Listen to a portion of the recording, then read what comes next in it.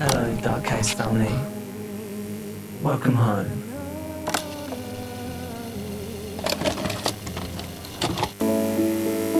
Alyssa Dayvault had always loved makeup. When she was little, she'd try out her mum's lipstick in a mirror, tracing red over her lips and smudging the edges. She'd apply her eyeliner too, drawing shaky black lines across her eyelids. And when her mum caught her, she smiled at the image of a little girl in front of the mirror, simply playing.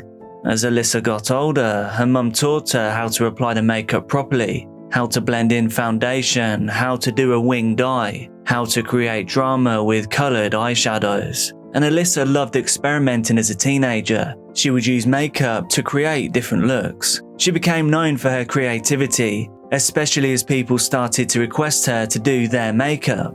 Alyssa would take her brushes and apply striking eye makeup to her friends, drawing bold, bright shapes trailing from their eyes. So it was no surprise to anyone that Alyssa started to train as a makeup artist, something she did as soon as she was finally old enough. And she excelled on the course, coming top of her class repeatedly. And so Alyssa started making videos of her makeup creations. At first she filmed casually and mostly for herself, simply so she could keep improving on her skills. But one day a friend convinced her to post a video to YouTube, and so she did. Alyssa thought nothing would come out of it, but she also realised she had nothing to lose, so why not just give it a try? When the video was posted, people immediately started commenting and liking. And so, inspired, Alyssa decided to try uploading a new vlog each week. And slowly but surely, not only her makeup bag, but also her following grew and grew. It allowed Alyssa to stay in her hometown of North Myrtle Beach, a beautiful city in South Carolina down on the coast. She'd always loved the city that she grew up in, and so she felt lucky that she could build her business completely online, aiming for that freedom of time and freedom of location. People were drawn to Alyssa's creativity, but also practical day-to-day tips. Her mum was so proud of her daughter's success. She would talk about Alyssa's YouTube channel any chance she could get. She'd think back to all those moments when Alyssa was small, when her interest in makeup had only just started. All of Alyssa's hard work allowed her to move into a beautiful home. It was bright and clean and light flooded in through the windows. People could see her success in her videos.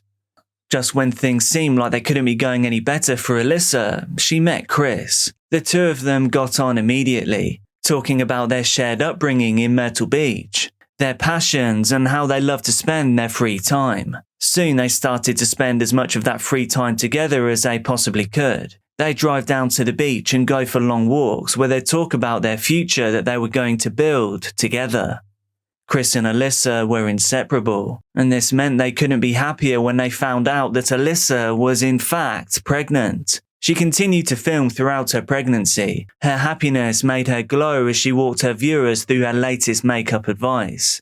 And then she gave birth to a healthy baby girl. The happy couple felt like everything they'd been hoping for had finally happened. Together, they settled into the rhythm of new parenthood, and this meant Alyssa changed the style of her content, but only slightly. She now focused on how to apply makeup quickly when time was short, and how to hide dark circles effectively from those sleepless nights. She gained even more followers as her videos got better and better, and a lot of these newcomers were parents who appreciated her practical advice. Alyssa and Chris would take the same drives that they had done when they were dating, travelling on down to the beach, but now they would take their daughter too. Family days out now replaced the couple's date nights. Together they'd sit as a three, watching the sunset, their daughter's tiny feet kicking in the sand.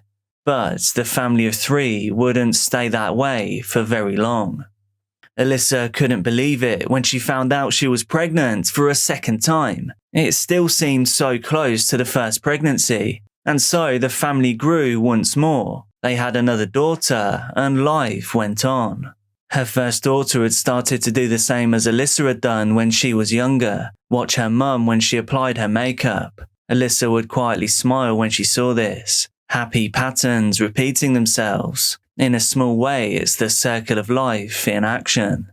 It seemed to outsiders that Alyssa had the perfect life. She turned 30 and celebrated with her family, and on her channel she shared easy birthday makeup ideas, smiling as she taught viewers how to still feel dressy but without too much effort. But the truth was, on the inside, Alyssa was feeling torn. She'd found out that she was now pregnant for a third time, and inside, Alyssa secretly doubted whether she'd be able to have a third child. Her life felt so full and happy with her 2 daughters and Chris, and she couldn't quite imagine what the new dynamic would be like with 3 of them, or even thinking of whether they'd have to move so they could have more space. Things were going well. She didn't want to rock the boat, so at first, she didn't tell Chris. And this deception wasn't as hard as you may think. As the months passed by, Alyssa didn't really start to show. It had been the same with her 2 daughters before. It had sometimes been difficult to tell that she was pregnant at all. She continued to film for her channel as she always had,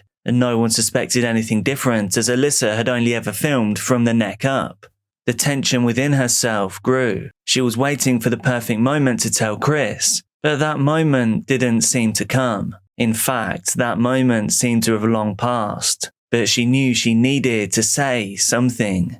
However, time was pressing on. The moment never arrived, and the doubts that were creeping in never stopped. They only grew. In fact, Alyssa's entire pregnancy passed without her saying anything at all. Much like the life growing inside of her, so was the secret. Alyssa started to get more and more scared. The life she knew and loved seemed to be hanging in the balance. Then, one night when Chris was away, Alyssa found herself in excruciating pain. She knew from her experience with her previous daughters that she was having contractions. The third baby was coming. There was no hiding from that fact. It was late at night and her daughters were asleep in the other room. She started to cry, knowing she'd be delivering the baby alone.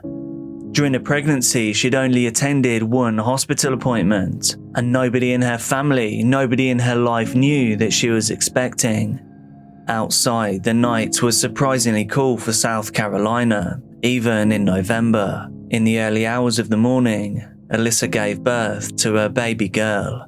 But this time, rather than showing her straight away to Chris, or taking the baby to the hospital to be checked, or indeed thinking of the family trips this girl would join with them to the beach, Alyssa did something completely unimaginable. She took the tiny body and held her for only the briefest second, and then, with her umbilical cord still around her neck, threw her into a trash bag. Alyssa ignored the cries for help. Everything soon turned quiet, so she walked outside with the bag and then put her in a garbage can situated by their house. Alyssa dropped the bag inside and then clanged the lid shut. She pushed any thoughts of feelings of guilt or love away and instead thought of how the trash would be collected the next morning, and then no one would ever know or suspect what was in there. Alyssa saw Chris a little less frequently right after the birth. She felt detached from the horrors of what she'd done, and she tried to act normally, but a few months later, she found out that she was pregnant again. Alyssa felt the same as she had with her third daughter, completely numb. But now she also felt emboldened. She'd done it once before. She knew that she could do it again, and she wouldn't get caught. Alyssa went through with the pregnancy the same way that she had with the third, in complete and utter secrecy. But unlike the previous pregnancy, she knew this time exactly how it would end, exactly how she would end it. When Alyssa went into labor in December of 2018, she was midway through filming new content. She stopped and deleted the video, unsure if the sudden pain she was feeling was too obvious on her face. Alyssa was scared to do this on her own again, and as soon as she started to deliver the baby, something in her body didn't feel right. This time she felt a tear. Even so, this didn't stop her plan. As soon as she completed the delivery, her son this time, she put him in a bag. Later, police would find meconium, an expulsion that babies produce when they are born, inside of the trash bag. This meant that he was still alive when the bag was closed. Alyssa took the same fateful walk that she had done before, out of the house and over to the trash can. 2 days later, Alyssa was in excruciating pain. The tear caused by her labour had become infected. Alyssa was blacking out, dizzy and disorientated from the infection. She finally accepted that she'd have to go into the Grand Strand Regional Hospital, and whilst there, she planned not to tell anyone anything.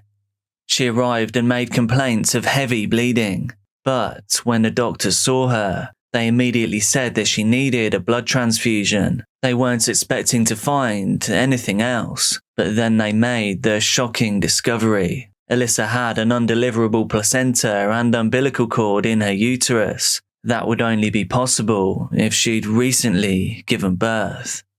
"Where's the baby?" they asked her, and Alyssa couldn't answer, even when they asked her again and again, pushing her for an answer that she wasn't willing to give.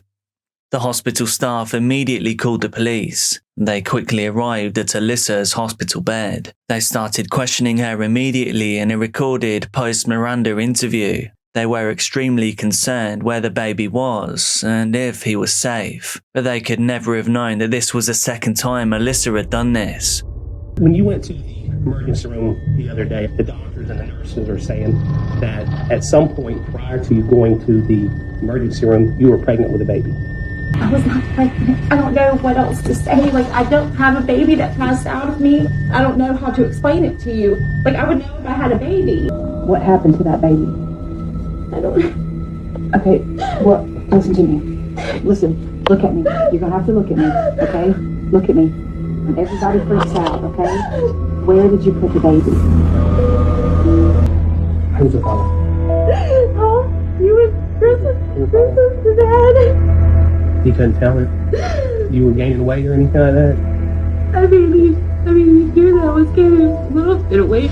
I wasn't thinking. I wasn't. I don't have an explanation. I wasn't thinking. I wasn't. I was too scared to tell anybody that I was pregnant. I was horrified. I was scared. I can't believe it just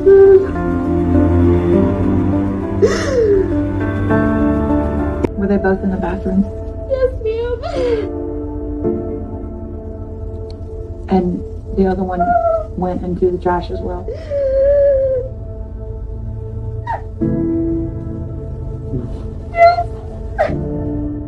Initially, she denied ever having been pregnant, but then soon afterwards, sobbing, she confessed that she put her son in a trash bag. Police went to Alyssa's house to carry out a search, and there they found not only her son, but also medical records from the previous year, from that one time that she had visited a doctor. The record said that Alyssa was in the 3rd trimester of her pregnancy. Horrified, police looked at each other. They figured out that Alyssa had done this before, and until now, gotten away with it. When Alyssa went home on bail from the hospital, the house was empty. She was no longer allowed contact with her daughters. Partner Chris was speechless, too devastated for words. "It feels like the biggest betrayal," he said. He couldn't comprehend how his perfect life with Alyssa had all just been a lie.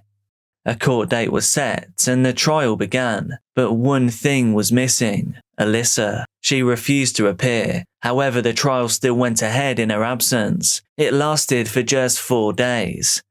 As former partner Chris heard the evidence from the prosecution, he kept thinking of his 2 helpless children. Both of them he would never know. He and his family felt numb from hearing the details of what his partner had done. The jury verdict came back on October the 15th. Alyssa now had to be present in court for her sentencing. Shaking, Chris looked at this woman, the mother of his children, all 4 of them. A woman who now seemed like a complete stranger, a complete monster. We find the defendant, Alyssa Dayvault, guilty of 2 counts of homicide by child abuse. The representative from the jury said, Chris received some sense of relief that justice at least was delivered. Alyssa heard the sentencing. She had received 40 years. As it was read out, she thought back to her early memories with her mother, and with her own 2 daughters, the ones that still lived, the ones that would occasionally join her on her channel in brief videos, thinking how much they loved to watch her. how much they admired her, and how everything she built, everything she loved, had now been lost, and it was all because of her own vile decisions. Chris watched her as she was escorted out in handcuffs. He knew she'd more than likely spend the rest of her life in prison. It's hard to think of any true justice for what Alyssa did, but being locked away with her thoughts will hopefully be punishment enough.